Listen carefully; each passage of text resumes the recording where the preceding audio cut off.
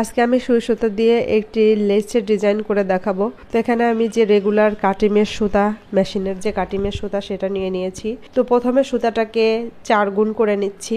এভাবে করে 4 গুণ করে নিয়ে তারপর সুতাকে সুইয়ের মধ্যে ভরে ডাবল করে নিব।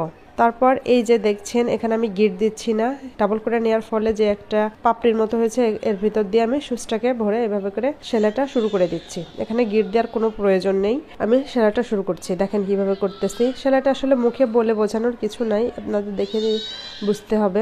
এভাবে করে 3 বার দিয়ে একটু গ্যাপ রেখে আবারও 3টা ফোর আমি দিয়ে নিচ্ছি। তো সিরিয়ালি ফোরগুলো দিতে হবে, প্রথমটা একটু বড়, তারপরটা একটু ছোট, তারপরটা আরও একটু ছোট, এভাবে করে 3 বার করে আমি ফোরগুলো দিয়ে নিচ্ছি।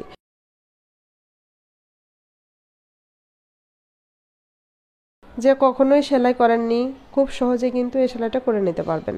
তো আমি এখানে আমার ছোট মেয়ের একটা সালোয়ার তৈরি করেছি, তো সালোয়ারের নিচে দিয়ে কাজটা করে নিচ্ছি।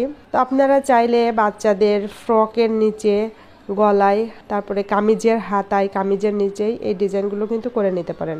এক কালারের ওড়নার 4 সাইডেও এই ডিজাইনটা করা যেতে পারে, এমনকি নকশি কাঁথার 4 সাইডেও আপনারা চাইলে ডিজাইনটা দিতে পারেন। তো কার কাছে ডিজাইনটা কেমন লেগেছে কমেন্টে জানাবেন। আমি পুরোটা এভাবে করে নিচ্ছি।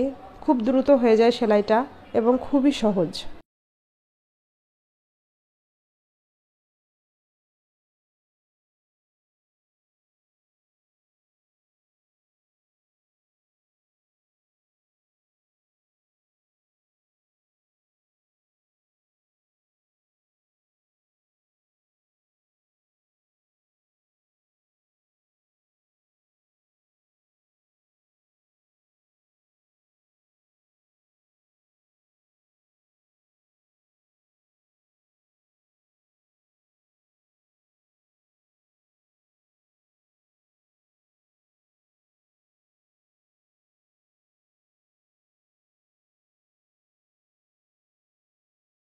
এই যে পুরোটা করার পর এরকম হয়েছে। পিছন পার্ট সামনের পার্ট কিন্তু সেম হবে, দুই পাশে ডিজাইনটা একই রকম উঠবে।